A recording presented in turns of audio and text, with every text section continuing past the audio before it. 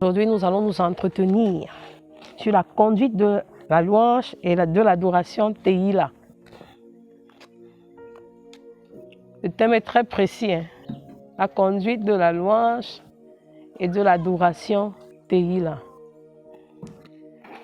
Déjà d'entrée de jeu, ce que nous pouvons dire, c'est que la conduite de la louange et de l'adoration Tehillah, c'est la louange des petits-enfants, déjà. Et je crois que c'est une expression qui ne nous est pas inconnue. C'est une expression qui ne nous est pas inconnue, mais je préfère qu'on lise le Psaume 8, verset 3, le texte de base même de cette instruction. Est-ce que quelqu'un peut faire la lecture pour nous?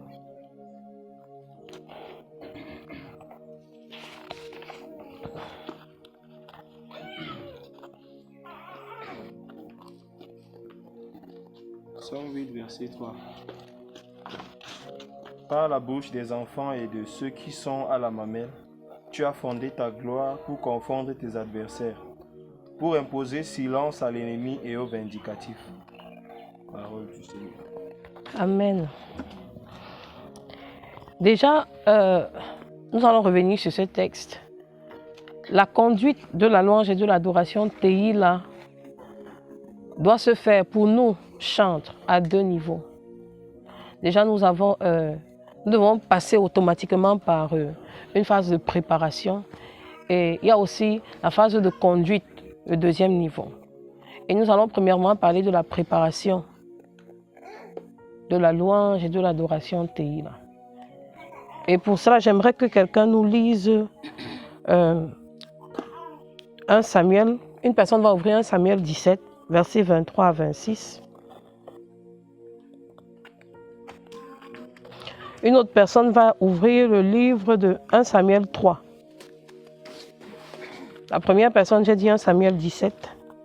On va lire plusieurs versets dans 1 Samuel 17. Déjà, la préparation commence déjà à un niveau personnel. La préparation de la louange et de la conduite. Pour les 24 heures que nous allons aborder, commence déjà par la préparation. Et la préparation ici, c'est une bonne nouvelle pour certains et ce sera une mauvaise nouvelle pour d'autres. Pourquoi? Parce que la préparation dont il est question, ce ne sont pas les une semaine que nous avons passé ici. La préparation de la louange et de l'adoration Tehillah, ce n'est pas le training, ce ne sont pas les enseignements que nous avons écoutés. Ce ne sont pas les réveils de 2 heures, ce n'est pas la retraite, ce n'est pas ça la préparation. Pourquoi?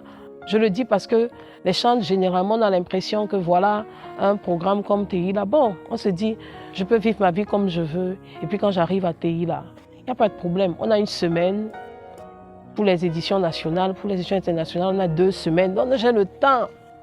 Quand j'arrive là, je prends, et c'est ce qu'on voit d'habitude généralement. Voir les chantres arriver, c'est souvent à cette période-là qu'on adopte une attitude pieuse, une attitude très... on est très concentré. Pourquoi? Parce qu'on dit, on veut rechercher la présence de Dieu. On cherche cette substance-là. On va se tenir devant les gens, on va relâcher et puis le Seigneur va se manifester. La bonne nouvelle pour nous ce soir, c'est que ce n'est pas ça. La préparation de la louange et de l'adoration Tehillah. La préparation, c'est d'abord ta vie.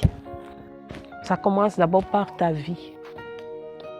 En tant que chante, si nous voulons un impact, si nous voulons vivre notre ministère selon le modèle divin, nous devons vivre selon les standards du royaume. Donc la préparation ne commence pas ici. Et j'ose croire que pour la plupart d'entre nous, nous n'avons pas commencé la préparation ici. Et la préparation dont il est question, ce n'est pas aussi la préparation, ça je m'adresse maintenant à Tehillah Sainte. La préparation, ce ne sont pas les nuits de sacrifice. Ce n'est pas ça la préparation. La préparation, ce ne sont pas les rencontres de perfectionnement, ce n'est pas ça, la préparation. La préparation, c'est ta vie. La préparation, c'est ma vie. La préparation, c'est notre vie. Et c'est pour ça que j'aimerais que nous lisons ensemble 1 Samuel, chapitre 17.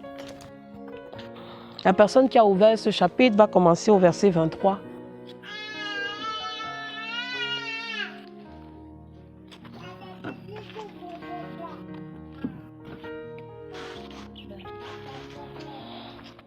Samuel 17, verset 23, il est écrit: Tandis qu'il parlait avec eux, voici le Philistin de Gath, nommé Goliath, s'avança entre les deux armées, hors des rangs des Philistins.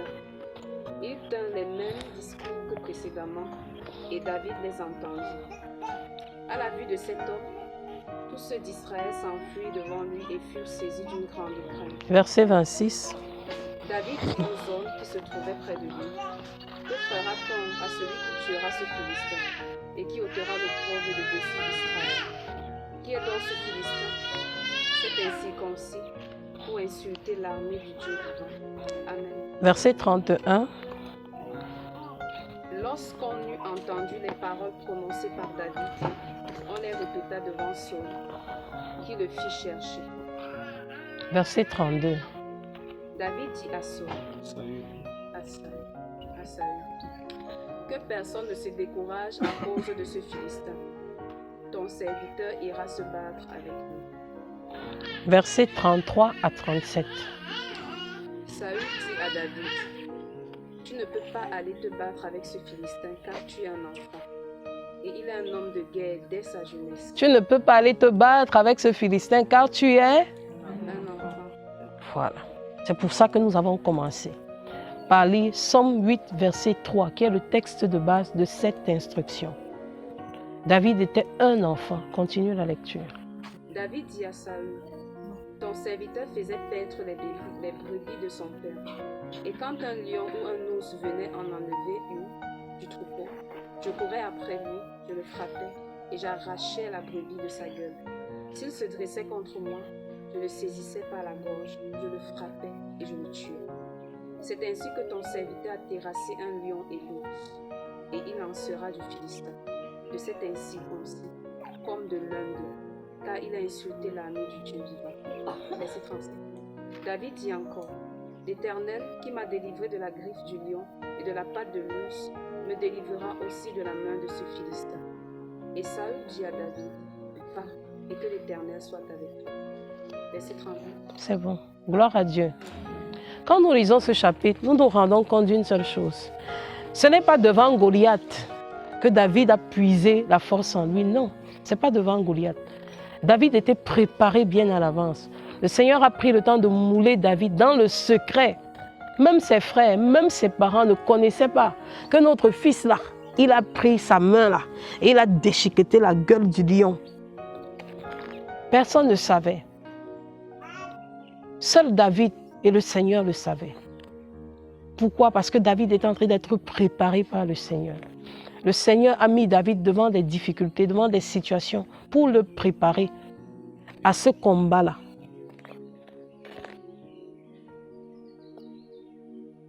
Comment tu mènes ta vie? Est-ce que tu laisses le Seigneur te préparer? Quand nous lisons l'histoire de David, nous nous rendons compte que la préparation dont il est question, c'est toute une vie, c'est un style de vie. Et c'est pour ça que nous avons commencé en disant la préparation ne commence pas ici. Et on a aussi dit la préparation, ce ne sont pas les nuits de sacrifice que nous faisons dans nos vies, non. Parce que là, c'est collectif. C'est vrai, il y a un niveau de préparation collectif, mais elle commence d'abord au niveau individuel. Tu ne peux pas mener ta vie en tant que chantre comme tu la mènes. Comme bon te semble, selon tes principes à toi, selon tes standards à toi. Et tu penses que quand tu vas venir prendre le micro parce que tu as une belle voix, le Seigneur va se manifester. Ce n'est pas une formule mathématique avec Dieu. Il y avait combien de personnes ce jour-là dans le champ de bataille? Même Saül, le grand guerrier Saül, avec toute son armée. J'imagine les vaillants héros, les vaillants soldats qu'il y avait dans son armée. Mais personne n'a pu se lever pour combattre Goliath. Seul David. Et la précision était faite. Tu n'es qu'un petit enfant. Tu n'as pas ta place ici. Son frère allait jusqu'à lui dire que moi je sais que tu es insolent. Que toi là, tu es audacieux.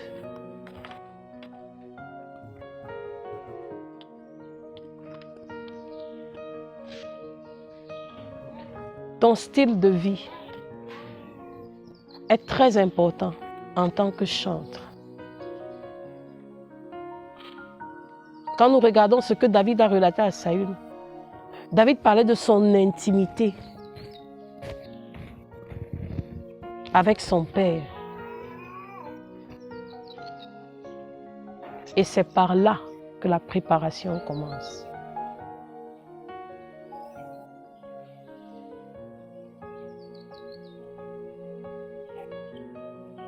Je n'ai pas envie de creuser, de revenir sur c'est quoi l'intimité. Pourquoi? Parce que je pense que pendant le training, c'est des thèmes qui ont été abordés.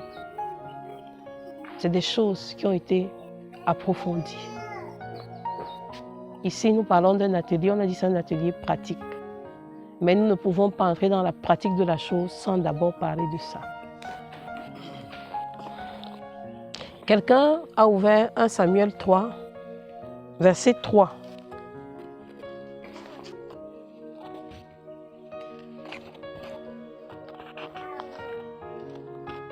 Samuel 3, le verset 3.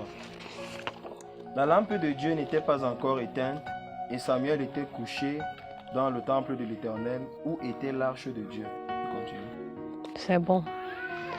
Samuel était couché dans le temple de l'Éternel. Samuel vivait où? Dans la présence de Dieu. C'était ça la préparation de Samuel. Si Samuel a pu écouter Dieu en cette saison où la Bible dit la parole de l'Éternel était rare, c'est parce que Samuel était toujours dans le temple, jour et nuit, se rassurant que les lampes ne s'éteignent pas devant l'arche de l'Éternel. La préparation de nos chantres, ça se passe dans la présence de Dieu d'abord, devant l'arche de l'Éternel. Il n'y avait pas 2 personnes dans cet endroit où l'intimité revient encore. Samuel était seul.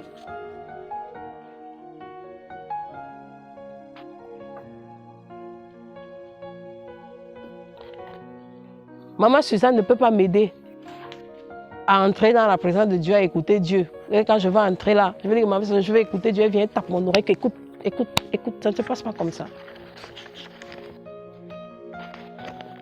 Ou bien quand on va m'imposer les mains, c'est là où je vais écouter Dieu. Non, ça ne se passe pas comme ça. C'est notre présence dans ce lieu secret. C'est la première préparation, le premier niveau de préparation pour ces 24 heures que nous apprêtons à vivre qui commencent demain. Et puis à côté de ça, il y a aussi un deuxième niveau. Une dimension collective, parce que là, nous sommes un groupe. Nous sommes un rassemblement de petits-enfants que le Seigneur a réunis pour son œuvre. Et c'est pour ça que dans nos régions, nous avons les nuits de sacrifice, nos séances de travaux. Mais pour un conducteur, parce qu'on parle de la conduite, c'est d'abord, c'est même principalement ça, la préparation individuelle. Est-ce que quelqu'un peut nous lire dans 1 Chronique 9, verset 33?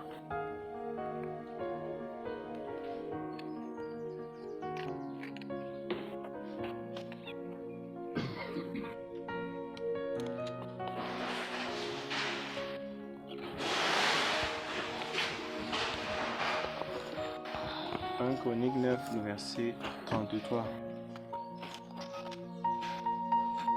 Ce sont là les chantres, chefs de la famille des Lévites, demeurant dans les chambres exempts d'autres fonctions parce qu'ils étaient à l'œuvre jour et nuit. Demeurant Demeurant dans les chambres. Demeurant dans les chambres. La chambre, c'est quoi? C'est le lieu de quoi? D'intimité. Exemple de toute autre fonction. Si tout ce que tu fais, quand la Bible parle d'exemple de toute autre fonction, quelqu'un va me dire, est-ce que je vais aller m'enfermer quelque part pour seulement louer Dieu parce que je dois être exemple de toute autre fonction? Ça, c'était dans leur contexte, mais dans notre contexte, il est question. Tout ce que tu fais doit avoir un seul objectif. Tout ce qui concerne ta vie, tous les domaines de ta vie, chaque détail de ta vie doit glorifier celui qui est assis sur le trône.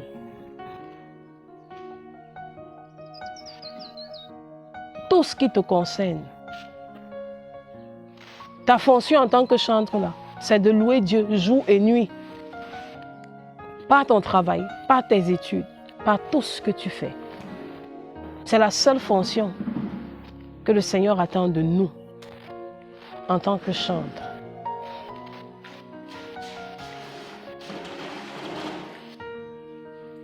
La même bouche qui parle, qui élève, qui dit Seigneur, tu es glorieux, cette même bouche ne peut pas se mettre à raconter n'importe quoi. C'est dans les choses pratiques de notre vie. C'est dans ça là, c'est ça que le Seigneur regarde. Ce n'est pas nos attitudes pieuses que nous avons quand nous entrons dans le temple. Hein. Parce que si nous entrons dans le temple, on va dire tout le monde est enfant, tout le monde est profond. Parce que quand on regarde nos mines serrées, nos fronts froncés, on sait que non, il est au ciel. Il voit les anges. Mais ce n'est pas de ça qu'il est question.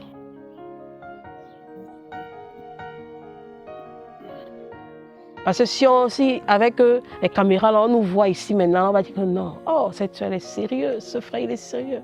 Ce n'est pas de ça qu'il est question. On peut tromper les hommes, mais on ne trompe pas Dieu.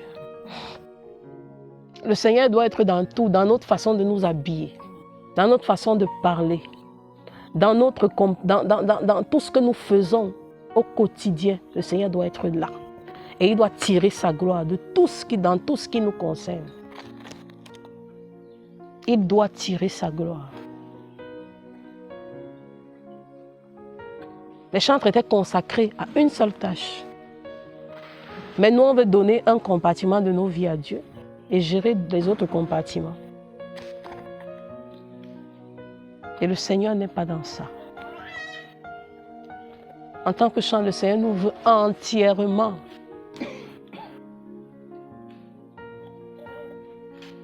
C'est toute une vie. C'est ça la véritable préparation, c'est toute une vie. On a tendance à dire, oh, la Bible dit qu'ils étaient habiles. Oui, ils étaient habiles. Mais ce qu'on oublie, c'est qu'on comprend cette habileté juste dans le sens technique. Alors que ce n'est pas de ça qu'il est question seulement.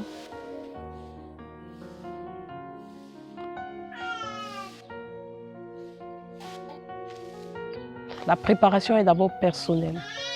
Le personnel touche à notre vie, la façon dont nous menons notre vie au quotidien. Le Seigneur doit tirer sa gloire dans chaque domaine, dans chaque compartiment de nos vies. Et il y a aussi une préparation, comme nous avons dit, collective. Et c'est la raison pour laquelle nous nous rassemblons ici. C'est une dimension collective de la préparation.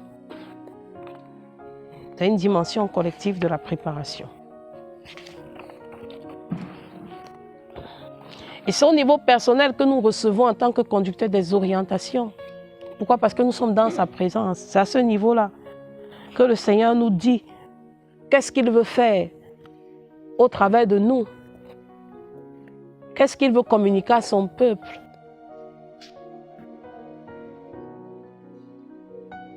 C'est pour ça que c'est la raison pour laquelle c'est une dimension très importante. Parce que c'est dans cette intimité-là. C'est dans l'intimité que le Seigneur a dit à Samuel que voilà ce que je veux faire des fils d'Élie. Et c'est dans cette intimité-là que le Seigneur veut nous donner des directives. veut nous parler.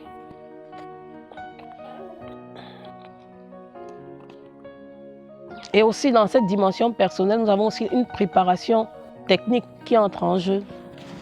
Nous avons dit qu'il s'agit d'un atelier pratique.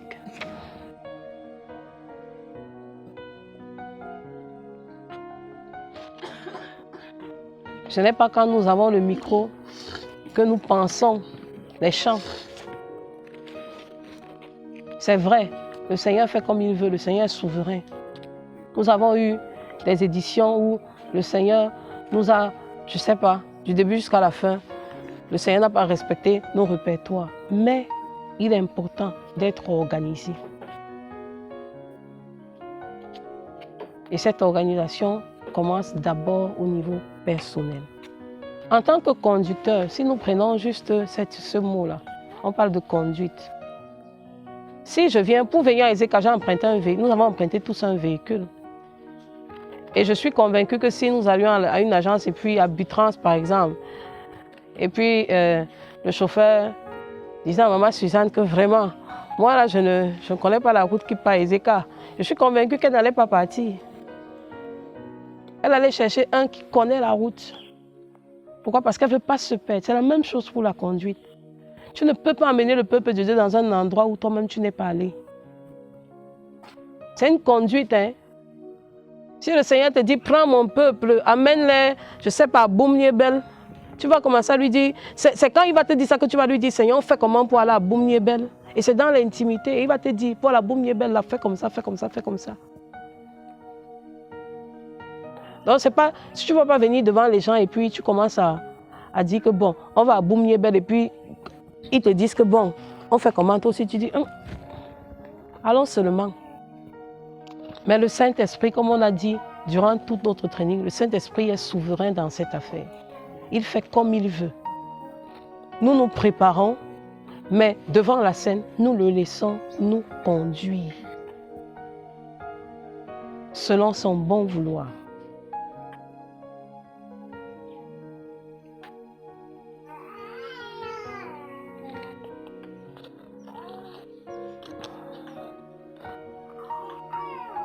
Pour ne pas tirer de long en large, si nous revenons au niveau collectif, nous allons aussi nous rendre compte que collectivement parlant, quand nous nous rassemblons, comme nous nous rassemblons là, nous prenons la peine, non? On a dit qu'il faut être pratique, nous prenons la peine de partager les orientations reçues, de partager les messages reçus, des versets reçus, des passages reçus. Pourquoi? Parce qu'on veut que tous ensemble, nous ayons la même pensée. Ce n'est pas le but de tout ceci, c'est une semaine-là. C'est pour que nous avancions sur une même longueur d'onde. Parce qu'il ne faudrait pas... Sinon, je serais resté chez moi en Gamoundéré, le pasteur par là, il serait resté à Yaoundé, maman Suzanne serait restée à Yaoundé. On devait arriver ici vendredi et puis prendre les micros, se mettre à chanter simplement comme ça. Mais ce n'est pas de ça qu'il est question.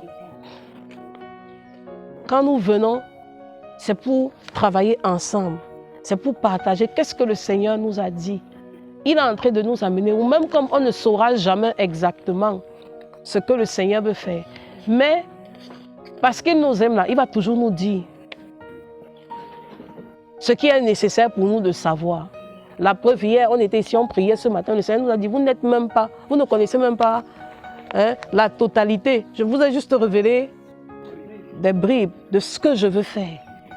Et c'est ces bribes-là que nous venons communiquer, que nous venons partager ensemble.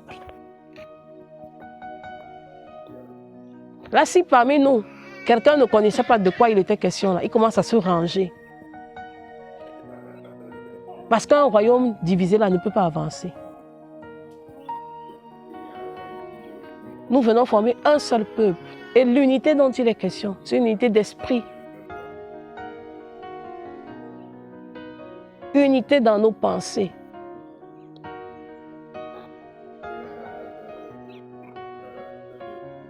Parce que Dieu nous veut un.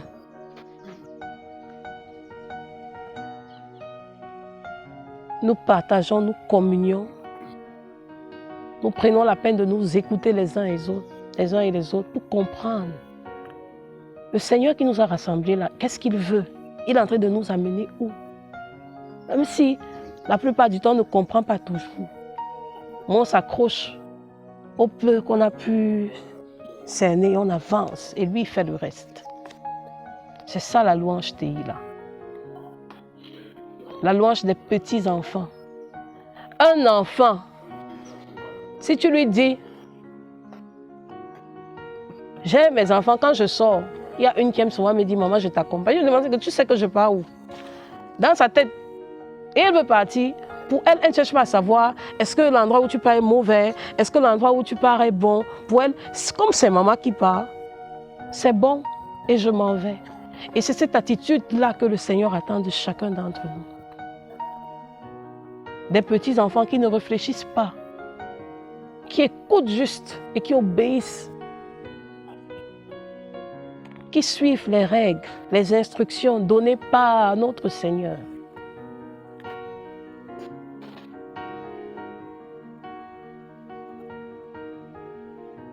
C'est pour ça que nous sommes là.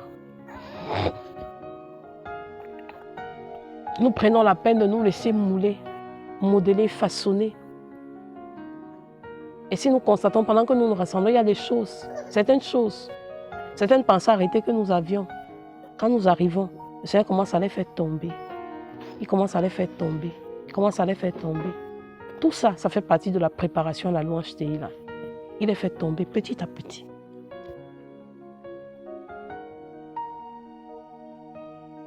Jusqu'à ce que nous arrivions à la posture des petits-enfants qui ne raisonnent pas, mais qui obéissent. Si tu dis à un enfant, je vais te donner le bonbon, il ne veut pas savoir, tu vas prendre l'argent ou non. Il ne veut pas savoir, tu vas acheter dans quelle boutique. Tout ce qu'il attend, c'est son bonbon. Si tu as dit 15h, à 15h moins 5, il va te rappeler que maman, le bonbon là.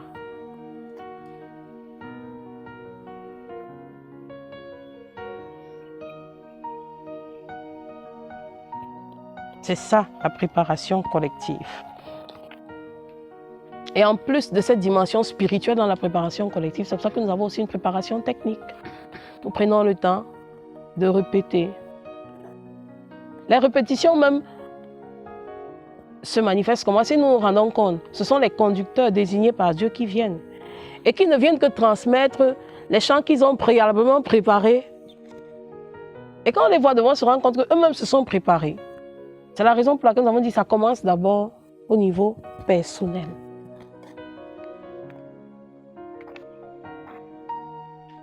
Nous partageons ensemble qu'est-ce que nous avons reçu comme orientation personnellement. Et nous travaillons. Parce que nous voulons donner à notre Dieu quelque chose de meilleur, quelque chose de beau, quelque chose qui a son image. Le seul but pour lequel nous sommes ici, le but de la louange, c'est pour glorifier Dieu. Ce n'est pas deux choses. Ce n'est pas pour glorifier un homme. Et si c'est pour glorifier Dieu là, il n'y a que lui-même pour me dire ce qui est bien. Ce qui va véritablement le glorifier.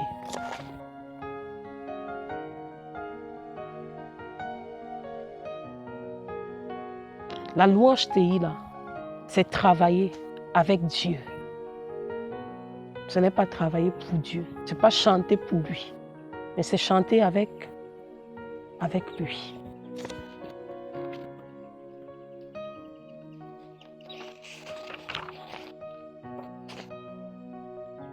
Maintenant, si nous revenons à la conduite proprement dite, à l'exécution même. On a dit on veut connaître comment ça se passe.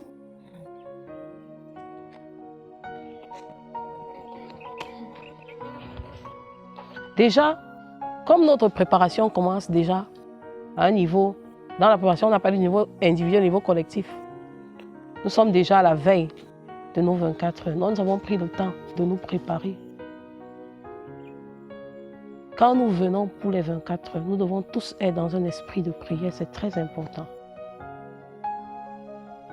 Ne pas nous laisser distraire par quoi que ce soit. Quand David venait devant Goliath, tout ce que ses frères et les autres soldats lui ont dit, Ce n'était pas son problème. Rien ne l'a ébranlé. Il était concentré, fixé, les regards fixés sur son objectif.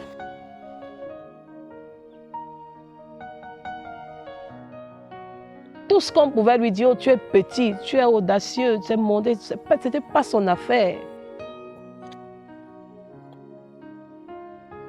Parce qu'il savait ici, là, je suis venu préparer, le Seigneur m'a préparé. Et ce Goliath-là, je vais l'affronter.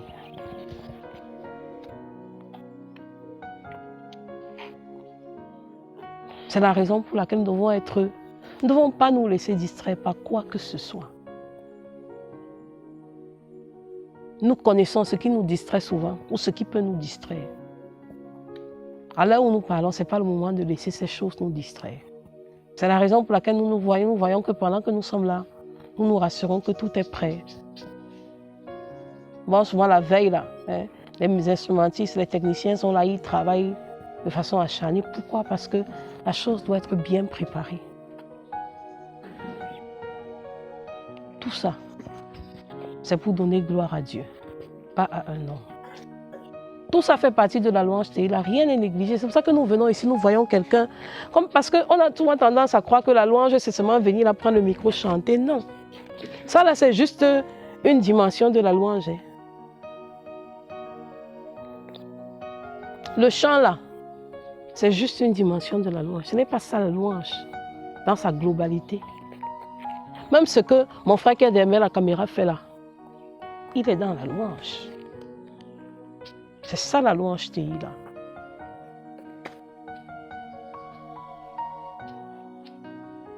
Même nos bien-aimés qui sont à la cuisine, qui sont en train de faire la technique, tout ça, c'est la louange Tehillah. C'est la raison pour laquelle nous venons ici, nous voyons des personnes avec des casquettes, déposer leurs casquettes et se mettre au service pour que cette exécution soit à l'image du Dieu qui nous a rassemblés.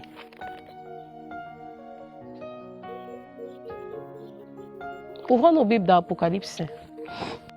Non, c'est Apocalypse 4, verset 10. Je vais lire à mon niveau. Les 24 vieillards se prosternent devant celui qui est assis sur le trône, et ils adorent celui qui vit au siècle des siècles, et ils jettent leur couronne devant le trône en disant, le verset 11, « Tu es digne, notre Seigneur et notre Dieu, de recevoir la gloire, l'honneur et la puissance, car tu as créé toutes choses, et c'est par ta volonté qu'elles existent et qu'elles ont été créées. » Nous avons l'habitude de lire ce passage, mais nous ne comprenons pas, la plupart, très bien de quoi il est question. Peut-être nous ne comprenons pas, peut-être nous comprenons, mais il est bien de nous le rappeler. La Bible dit, ces 24 vieillards-là, avant de dire ce qu'ils ont dit en bas là, ils ont pris leur couronne. Ils ont jeté.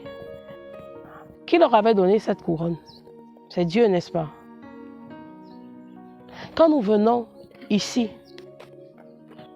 et c'est la raison pour laquelle nous pouvons voir parmi nous des pasteurs, des docteurs, des professeurs, des apôtres, des évêques. Quand ils arrivent, ils enlèvent leur couronne et ils jettent. C'est ça être un enfant. C'est ça la louange Tehillah. C'est ce que le Seigneur attend de nous.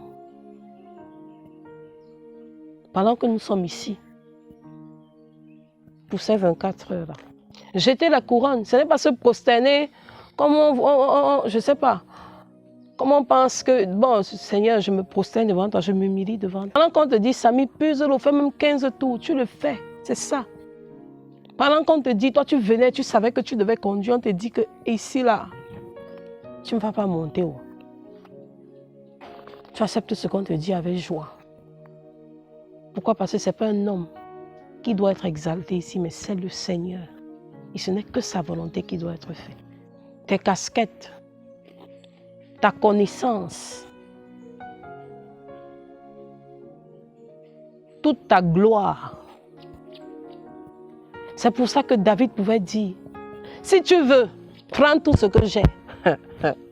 Mais une chose que je te demande, ne me prive pas de ta présence.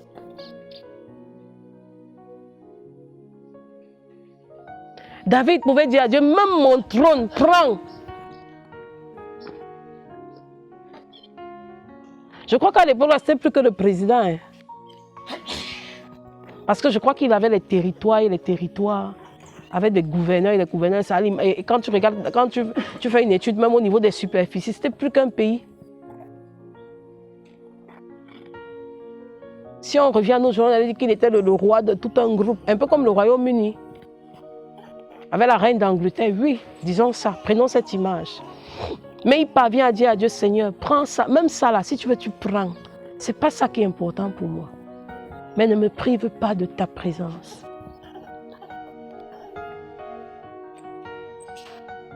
Ne me prive pas de ta présence.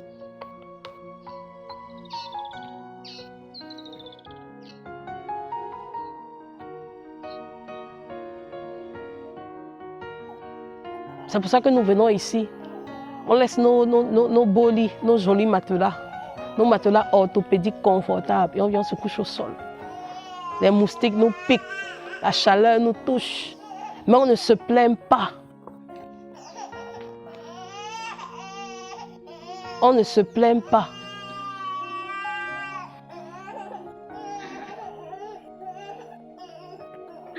Parce que le Seigneur doit tirer sa gloire de cette affaire-ci.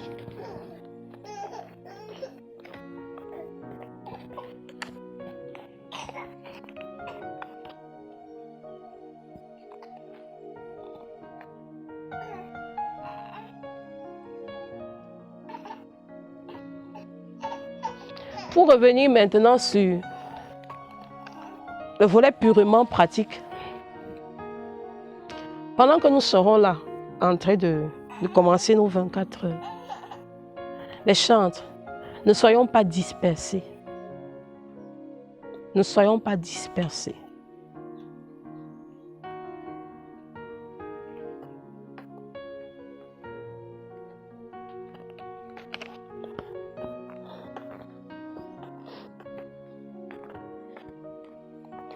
Il y a des conducteurs qui seront là devant. Nous devons juste les suivre.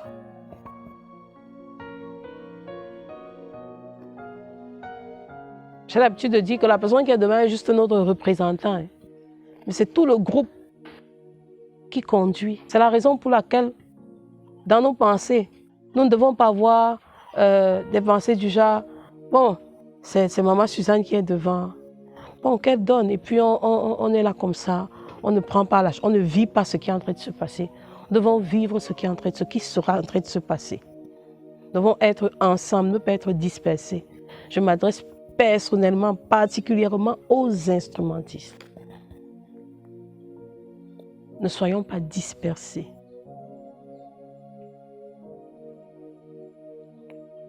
Le conducteur qui est devant, c'est lui qui nous donne l'orientation, c'est lui qui nous donne le temps. On ne joue pas ce qu'on veut. On ne joue pas ce qu'on aime. Mais on joue ce que le Père veut.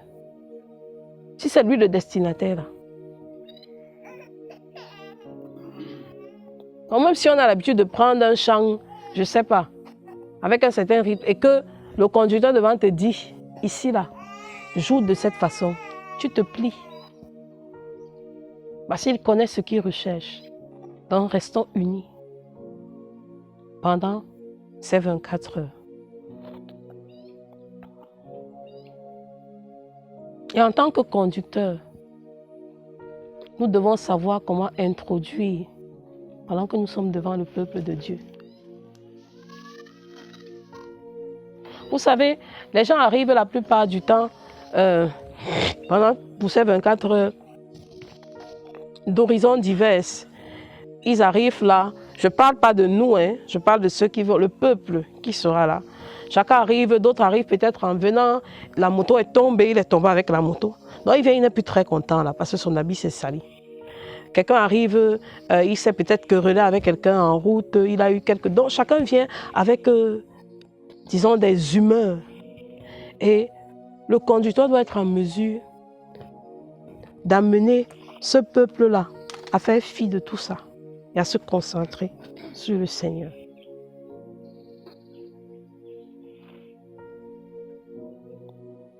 Donc il faut savoir amener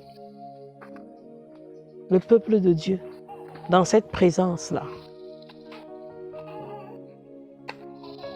Et c'est la raison pour laquelle les débuts sont souvent très importants. Très, très importants.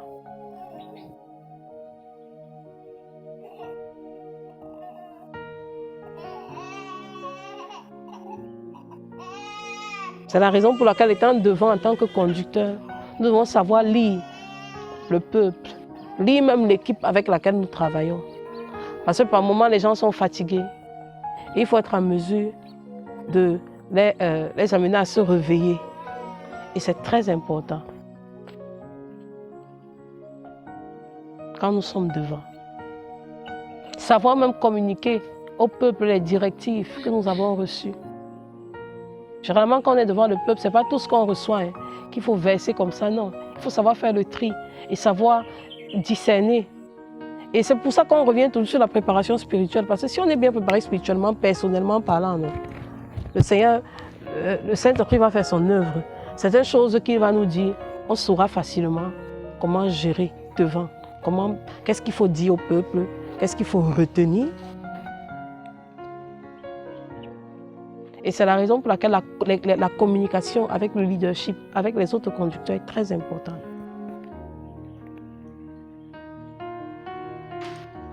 En tant que conducteur, on ne peut pas venir devant là, tout ce qu'on écoute, tout ce qu'on ressent, tout ce qu'on, comme quelqu'un dit, les sentiments, ce sont les sentiments. Ce que tu ressens, tu sens que ça, c'est-à-dire tu sens, c'est comme si tu as la chair de poule, et puis tu lâches, ce n'est pas de ça qu'il est question. Il faut savoir canaliser tout ça. Savoir communiquer l'orientation reçue pendant ton temps de conduite avec le peuple de Dieu pour qu'ils comprennent, les amener à comprendre où est-ce que le Seigneur est en train de nous amener.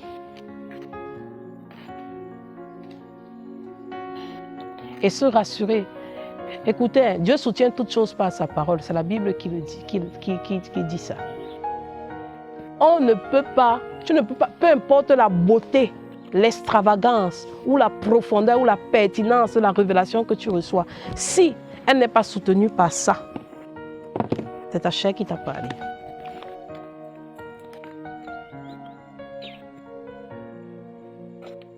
Et c'est pour ça qu'un chant doit maîtriser ça, doit connaître la parole de Dieu. Parce que devant là, les choses se passent souvent très vite. Pendant que tu reçois, si tu connais la parole de Dieu, tu vas connaître le verset qui s'appuie sur lequel la révélation... La révélation, c'est le décret. Mais ça là, c'est le décret d'application. Si tu n'as pas le décret d'application, n'ouvre pas ta bouche pour parler. Sinon, tu seras un conducteur avec un véhicule sans frein. Et vous allez tomber dans le ravin.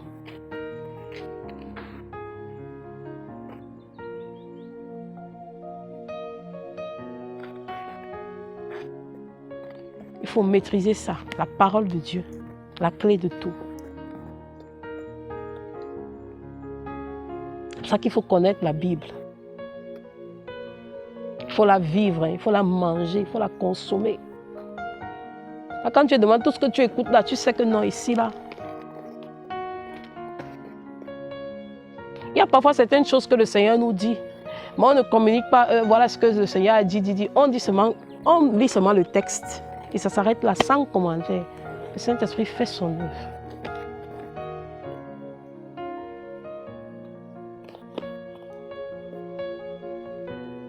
Il faut savoir impliquer le peuple. Par moment, il y a parfois, le Seigneur, parfois selon son bon vouloir, nous inspire par des cantiques spirituels nouveaux. Et il faut savoir amener le peuple à s'acquérir de la chose et à évoluer avec nous. C'est très important. Sinon, nous aurons des spectateurs et nous serons là comme à un concert, et ce n'est pas un concert. C'est un temps de communion avec le Père. Il faut amener le peuple à communier avec le Père.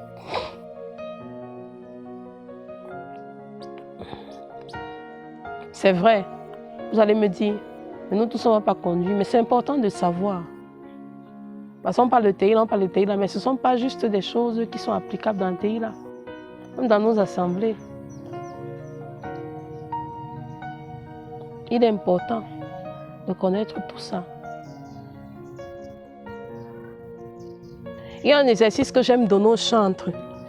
Écoutez, ce n'est pas tous les chants que nous voyons dans nos chaînes de télé là qui sont des chants chrétiens. Il y a beaucoup de chants religieux. Et puis on les plante, on les plaque là, et puis on vient, on commence à les exécuter. Et c'est pour ça qu'un chant doit connaître la parole de Dieu. Parce que si tu connais la parole de Dieu, même quand tes oreilles vont écouter certaines sonorités là, ou certaines paroles dans, je ne sais pas, tu vas savoir qu'ici là, c'est pas la Bible. C'est pas la Bible. Et ça va nous éviter les situations dans lesquelles on se retrouve parfois où on est obligé, le leadership est obligé d'intervenir brusquement. Pourquoi? Parce que le conducteur devant a pris un chant qui n'était pas digne du royaume. Lisons la parole de Dieu. Pendant que nous écoutons nos chants là, lisons la parole de Dieu.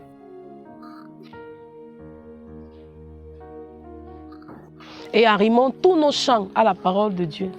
Il y a un exercice que j'aime souvent donner aux chantres autour de moi là. Quand tu fais ton répertoire là, je leur dis souvent, chaque chant que tu vas chanter là, que tu vas exécuter là, même un verset biblique à côté, tu me donnes ton répertoire.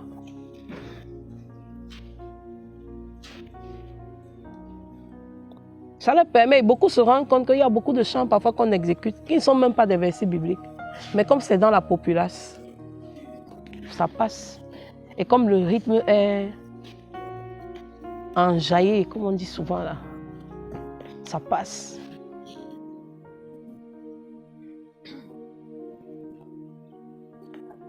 C'est pour ça que nous devons être très vigilants. Pendant que nous sommes là, le conducteur doit garder un bon contact visuel avec le peuple, comme on a dit tantôt, avec les instrumentistes, avec le cœur. Le conducteur ne doit pas être là devant et puis les autres sont derrière. Il ne les gère pas. Il fait sa chose. Parfois même, tu vois, lui, il est dans son spirit là, comme on aime dire, entre nous là. Et puis, le peuple est là derrière, le cœur et les instrumentistes. L'instrumentiste n'est même pas avec lui, le pianiste joue sa part. Il n'y a aucune cohérence entre ce que le conducteur fait, le peuple, le cœur chante et les instrumentistes.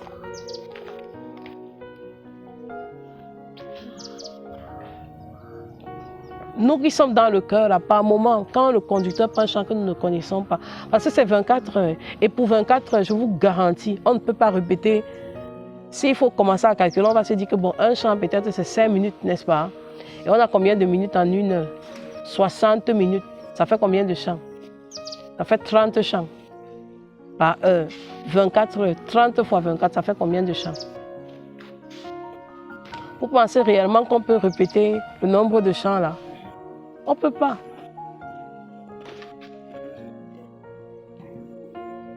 C'est pour ça qu'on doit être unis en esprit. Très attentif à tout ce qui se passe. Pourquoi? Parce que par moment, le conducteur prendra un chant qu'il n'a pas travaillé avec nous. C'est très fréquemment ça. Et s'ils ne sont pas attentifs, on va passer le temps à taper nos bouches. Si nous ne connaissons pas, nous simplement prendre la peine d'écouter. Peut-être il reprend, et le conducteur aussi doit aider. Il peut prendre ce chant peut-être 2 ou 3 fois pour amener le cœur à...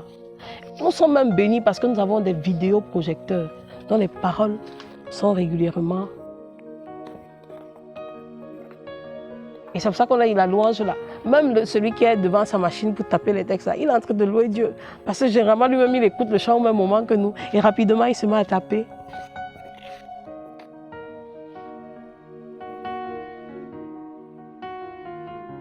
C'est la raison pour laquelle nous devons être très attentifs pendant que nous sommes pendant, ne pas nous laisser distraire.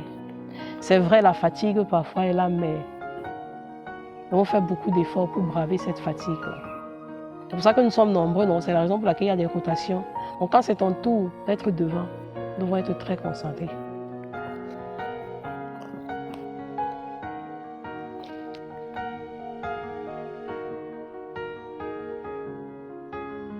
Et quand nous sommes devant, nous devons aussi avoir des postures qui ne distraient pas le peuple de Dieu. Par moments, nous sommes devant, avec le cœur surtout, nous sommes fatigués. Et puis on adopte une attitude désinvolte là. Par moments, on s'assoit même au sol. Et puis même pour chanter, on a la main comme ça. Même si on est fatigué, adoptons des postures qui ne découragent pas. Après tout, c'est d'abord nous que le peuple voit. Adoptons des postures qui ne dérangent pas. Des postures qui ne troublent pas aussi, qui ne vont pas encourager le peuple à s'asseoir et à s'assoupir.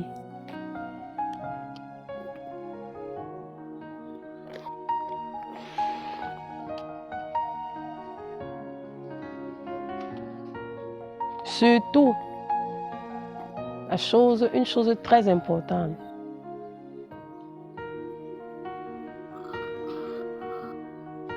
Canaliser les manifestations.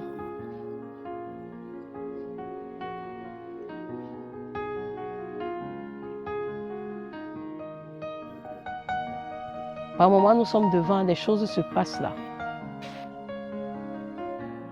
La grâce et le privilège que nous avons, c'est qu'il y a beaucoup de serviteurs de Dieu.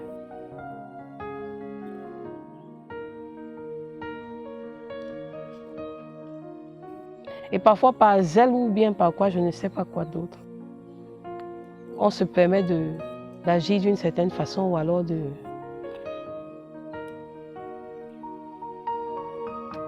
C'est pour ça que la présence de Dieu là, dans nos vies personnelles est très importante.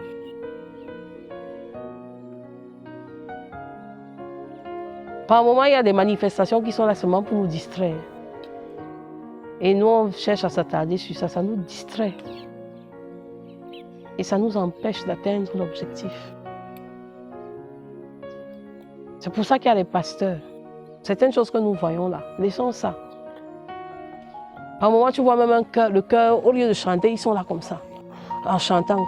Pourquoi? Parce qu'on voit l'autre manifester. Laissez ça, laissons ça. Ce n'est pas important. On peut même faire 24 ans, il n'y a aucune manifestation. Ce n'est pas ça qui détermine que la louange a atteint son objectif. Je suis désolée. Il n'y a que le destinataire pour nous dire s'il a grillé ou pas. Ce n'est pas les agitations des hommes qui nous prouvent qu'il y a eu que le Seigneur a mis son cachet sur les 24. Ce n'est pas ça.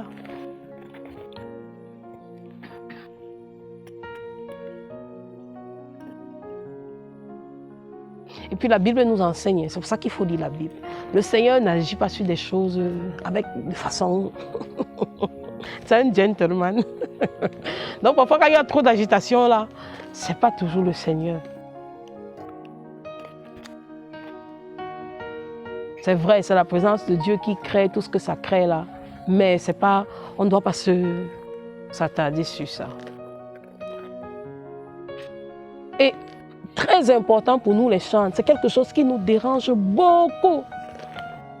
Quand nous sommes devant en train de rendre ministère, les chants ont tendance à croire que si les gens ne s'agitent pas comme si les fourmis marchaient sur tout leur corps là, c'est qu'eux-mêmes là, tu vois que tu causes avec quelqu'un, tu reviens à douter, tu doutes de ce que le Seigneur, de ce qui s'est passé pendant le temps de louange parce que tes yeux n'ont pas vu une certaine manifestation.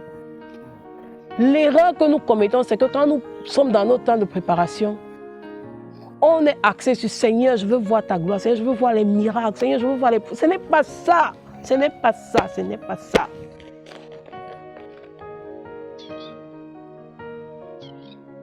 Le plus important, quand tu as écouté Dieu là, d'aller devant là, faire ta part, tout ce qui se passe autour, ce n'est pas important. Je réitère, ce n'est pas ça qui détermine la réussite des 24 heures d'un temps de louange. Ce ne sont pas les manifestations.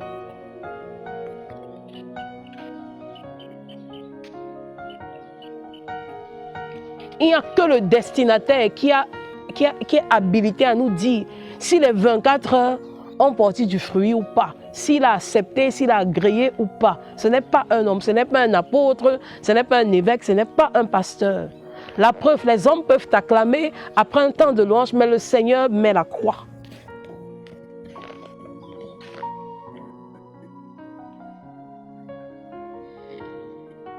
C'est pour ça que ta communion, notre communion avec Dieu est très capitale, est très importante dans cette affaire.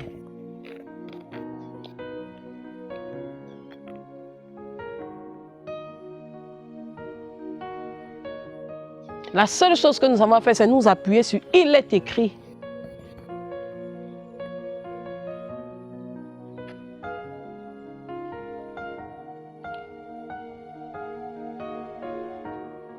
La seule façon de le pousser à agir, c'est de vivre ça.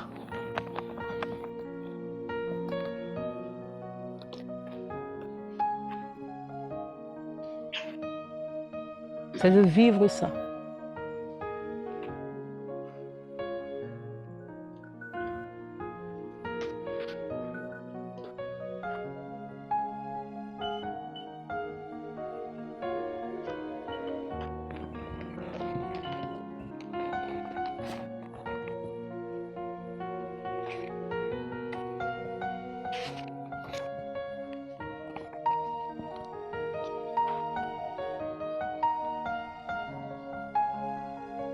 Et nous devons être très sensibles à l'esprit quant à la gestion du temps pendant les 24 heures.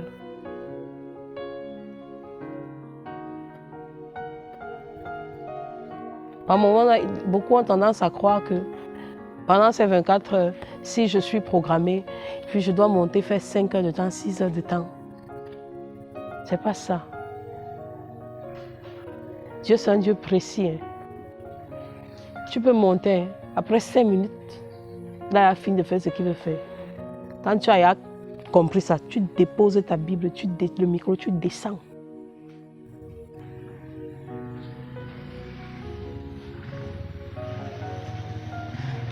Et ta part est finie comme ça.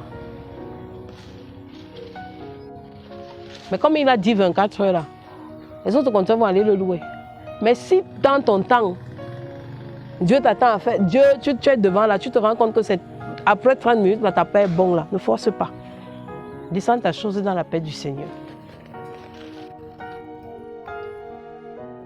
Si pour toi c'est 6 heures, 7 heures, 9 heures, fais tes 7 heures, 9 heures. Mais toi, ne regarde pas la personne qui a fait 9 heures et tu dis je veux faire 9 heures.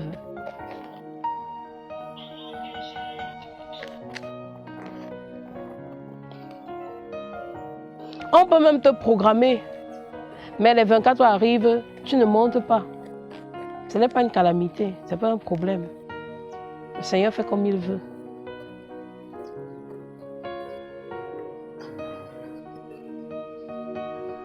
La preuve, même dans nos cultes, les pasteurs sont là. Par moments, nos pasteurs font des programmes du culte.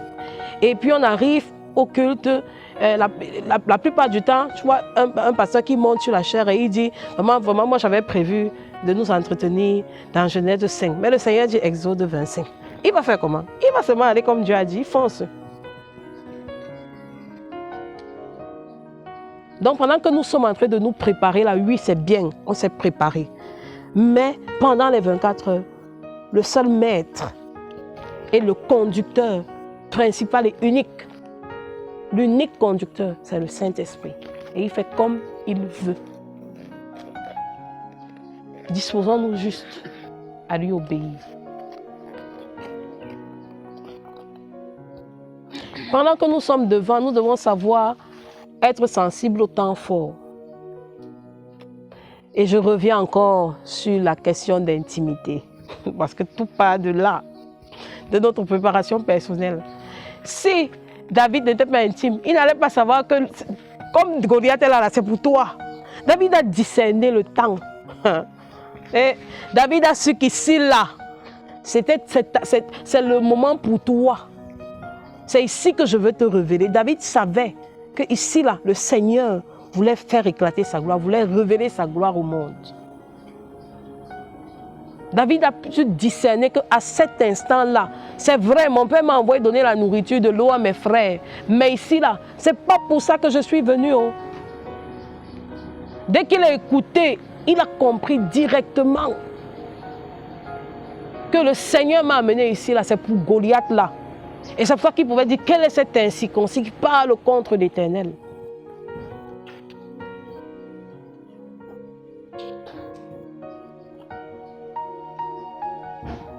Pendant que nous sommes devant conducteur, nous devons discerner. Par moments, nous sommes là, en train de conduire. Et le Seigneur est en train de faire de grandes choses. Mais parce que nous n'arrivons pas à discerner, on passe à côté de beaucoup de choses.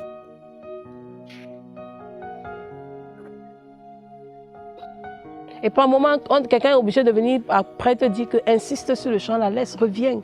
Le Seigneur est en train d'agir.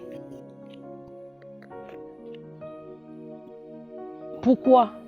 Parce que notre intimité n'est pas comme le Seigneur aurait voulu.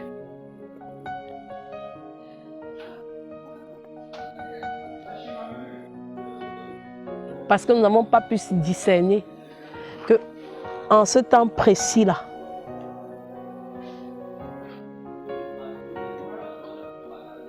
voilà ce que le Seigneur veut faire. La conduite de la louange Tehillah, c'est ta vie. C'est la conduite de ta vie par le Saint-Esprit. Une dépendance totale. Par moment, le Seigneur a juste besoin que tout le monde fasse silence.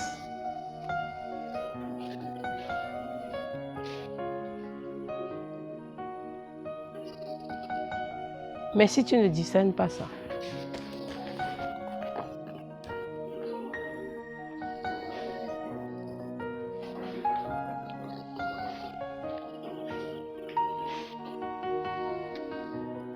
et par moment, pendant cet temps fort, nous devons connaître, savoir atterrir. Parce que par moment, nous voyons, le Seigneur a agi, le Seigneur s'est manifesté d'une certaine façon. Et puis, toi, conducteur, tu viens. Tu commences à brusquer les émotions. Pourquoi? Parce que tu veux couper pour passer à un autre rythme. Parce que tu veux passer absolument le micro à un autre. Non. Ça, c'est dangereux. C'est pour ça qu'il faut couler avec le Seigneur.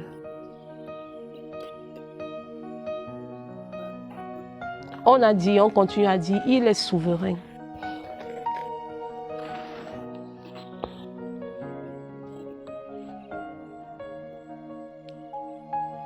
Parce que tu es mécanique, tu vas absolument partir prendre le chant. Non, c'est pas ça. Dans ton répertoire, tu sais qu'après Wina, c'est Glory be to God. Après Glory be to God, c'est Praise the Lord. Ce n'est pas ça.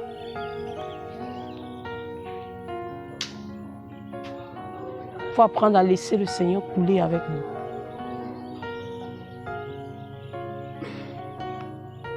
C'est très important.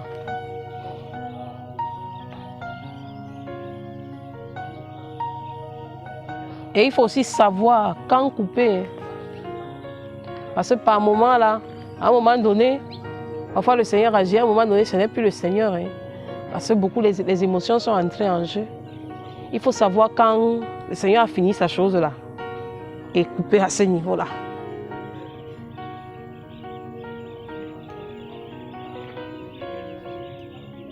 Le Seigneur ne peut pas pendant un temps de louange donner une parole de « Mon peuple, repentez-vous ». Et puis, dès que la parole est donnée comme ça, là, toi, tu commences à dire, tu commences à chanter « Dieu est capable de faire tout ce qu'il dit ». Vraiment, ça ne sied pas. Ou bien tu commences à chanter « Yelele, yelele, yelele », parce que tu veux faire danser les gens.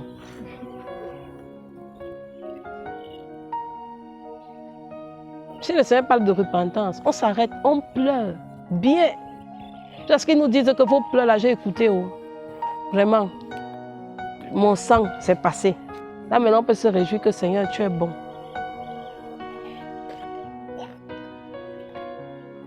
S'il dit pardon, les gens ont le manque de pardon dans les cœurs. Donnez au peuple la possibilité d'exprimer leur cœur. Parce que ce n'est pas une chose facile. qui t'a laissé tout ce qui était préparé. C'est ça la louange Tehillah. Je ne sais plus quoi dire parce que c'est beaucoup plus. C'est un style de vie en fait. Tout ce qui a été dit, c'est un style de vie que nous devons cultiver. Et ce n'est pas quelque chose, comme on a dit, comme j'ai dit tantôt, ce n'est pas une formule mathématique. Ce n'est pas qu'après ça, il faut faire ça, après le Seigneur va faire comme ça, non. C'est juste laisser le Seigneur faire son œuvre dans nos vies, nous tailler, nous transformer à son image, à sa ressemblance, travailler à notre salut, travailler techniquement pour développer le talent que le Seigneur nous a donné. Et le Seigneur fait le reste. Se laisser conduire comme des petits enfants. En résumé, c'est ça la conduite de la louange Tehillah. Ce n'est rien d'extraordinaire, mais ce n'est pas aussi une tâche facile. Parce que ça a accepté consentir à n'être rien. Ça a accepté mourir. Pour que seul le Seigneur soit vu au travers de nous.